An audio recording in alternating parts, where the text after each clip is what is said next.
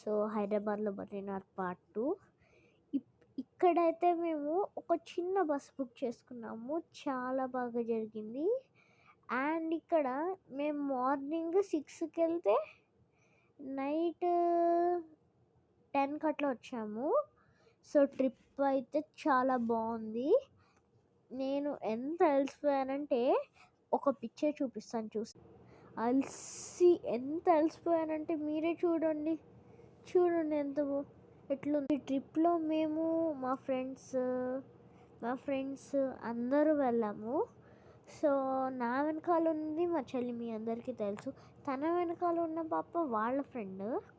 So నా friend కూడా ఉండింది బట్ లేదు. సో చాలా బాగా జరిగింది ట్రిప్.